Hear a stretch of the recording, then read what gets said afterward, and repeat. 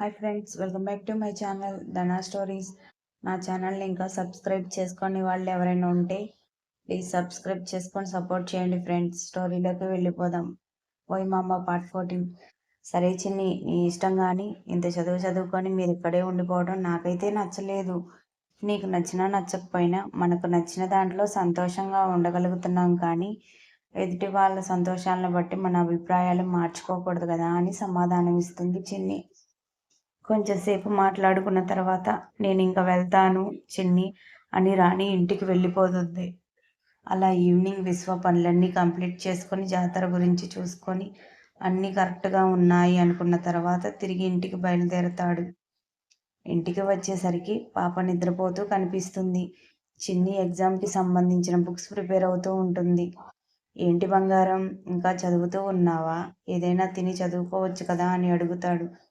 నీకోసమే వెయిట్ చేస్తూ ఉన్నా మామ. నువ్వు వచ్చేలోపు కొంచెం ప్రిపేర్ అవ్వచ్చులే అని ప్రిపేర్ అవుతున్నాను.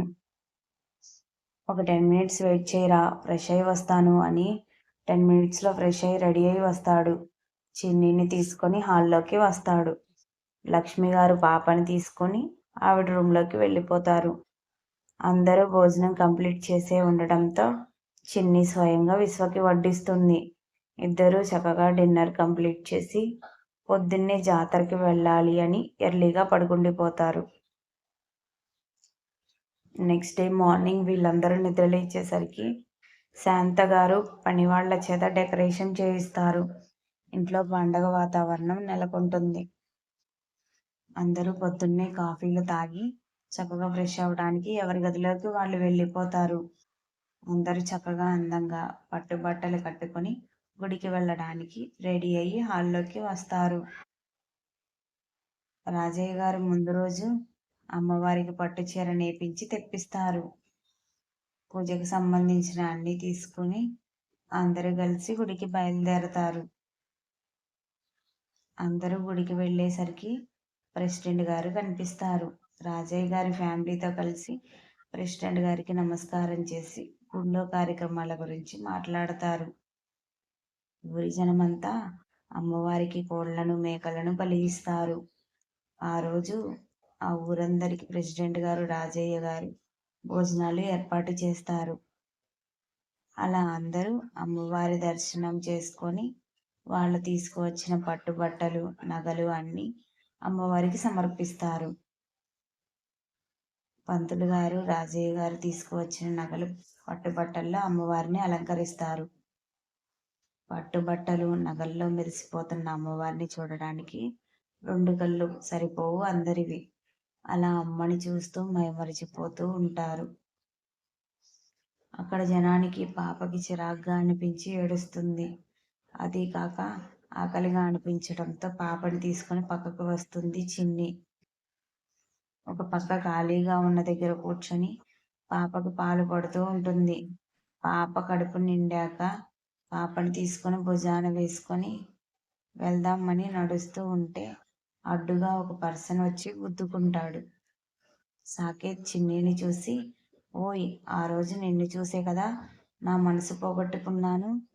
ఆ రోజు మా అమ్మ నాన్న నిన్ను వచ్చి అడిగితే మీ పేరెంట్స్ నన్ను నిన్ను చేసుకోవడానికి యాక్సెప్ట్ చేయలేదు కదా. అప్పుడు కంటే ఇప్పుడే ముద్దుగా కనిపిస్తున్నావే.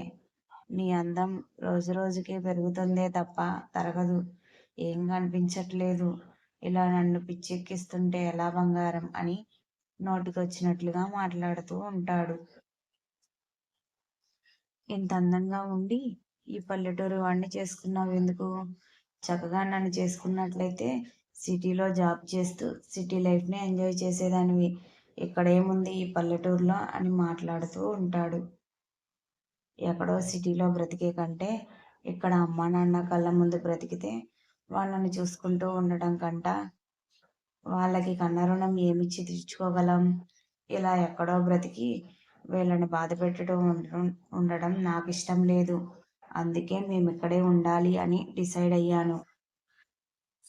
మీరెవరో నాకు తెలియదు, కానీ మీరు ఇలా మాట్లాడడం అస్సలు బాలేదు. ఏంటి బంగారం అలా అంటావు? ఒక ఛాన్స్ మిస్ అయ్యింది. కనీసం ఒక్క నైట్ అన్నా నాతో స్పెండ్ చేయి బంగారం. కలలో కూడా నన్ను చంపేస్తున్నావు. కలలో కూడా నిన్ను ఊహించుకునేది నాకు నిద్ర రావటం లేదు.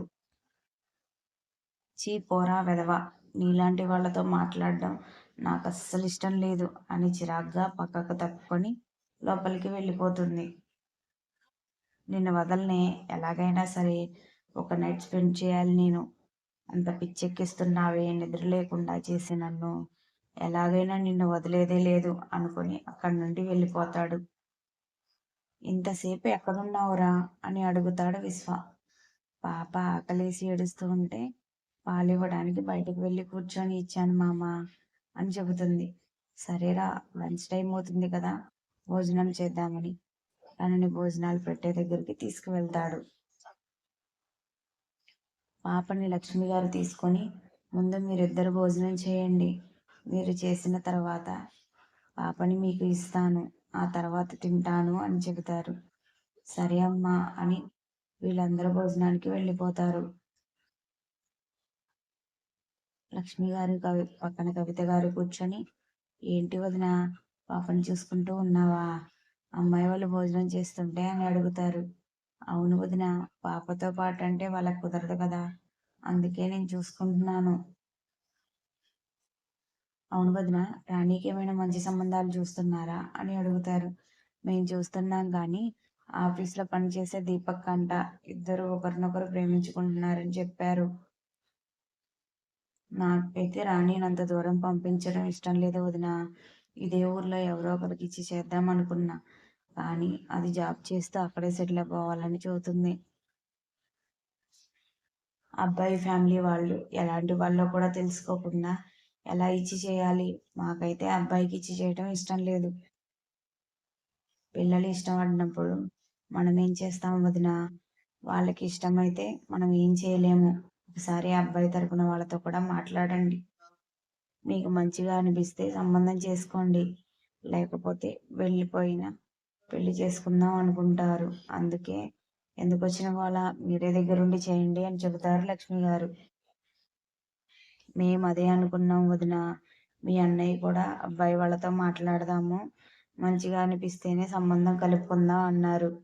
ఒక్కగానొక్క ఆడపిల్ల, ఇవ్వాలంటే భయం ఉంటుంది కదా.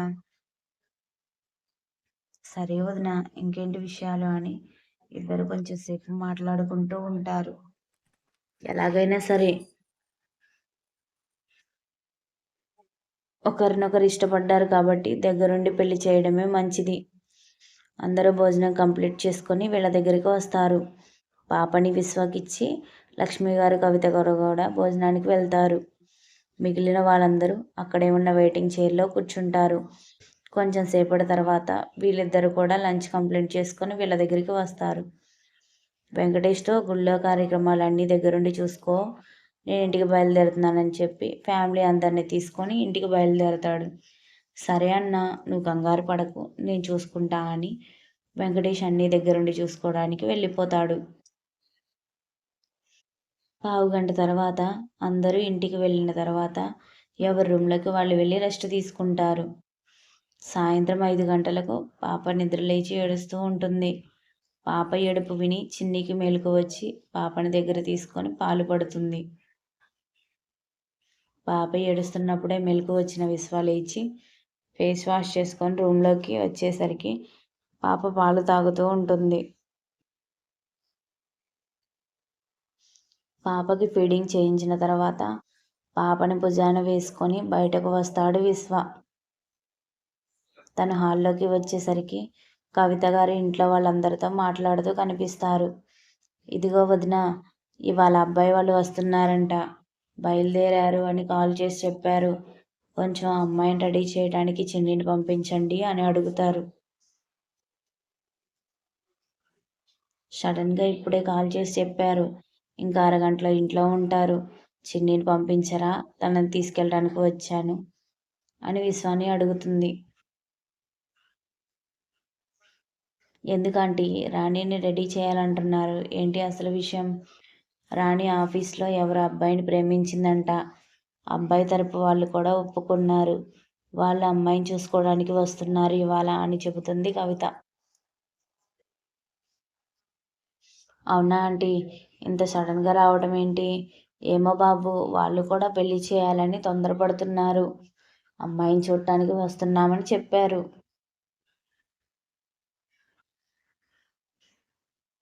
మేము కూడా అబ్బాయి గురించి తెలుసుకోవాలి, వాళ్ళ ఫ్యామిలీ గురించి చూడాలి అని రావడానికి ఒప్పుకున్నాం అని చెబుతుంది కవిత. అప్పుడే హాల్లోకి వస్తున్న చిన్ని ఏంటాంటీ అని అడుగుతుంది. రాణిని చూసుకోవడానికి పెళ్ళికొడుకు వాళ్ళు వస్తున్నారంట.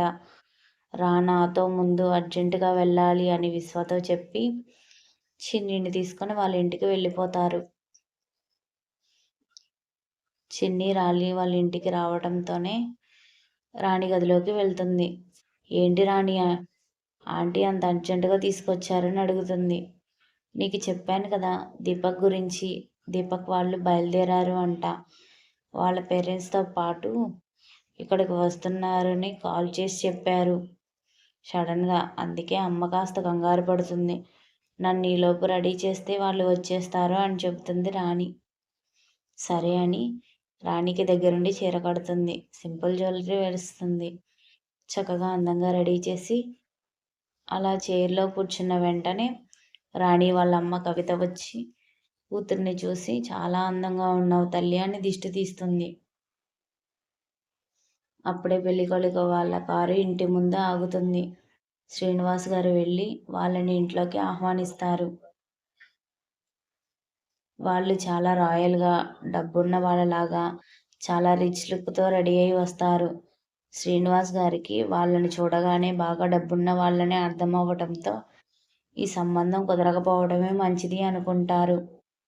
వీళ్ళందరూ హాల్లోకి వచ్చి సెటిల్ అవుతారు. కవిత గారు వచ్చి వీళ్ళందరికీ చూసిస్తారు. అందరూ చూస్తారు. అమ్మాయిని పిలిపించండి, అమ్మాయిని చూడాలని మేము ఆశపడుతున్నాము అని అంటారు. To be continued. మళ్ళీ ఇంకొక అప్డేట్తో మీ ముందుకు వస్తాను. మిస్టేక్స్ ఏమైనా ఉంటే ఇగ్నోర్ చేయండి బంగారాలు. అంతవరకు బాయ్, టేక్ కేర్.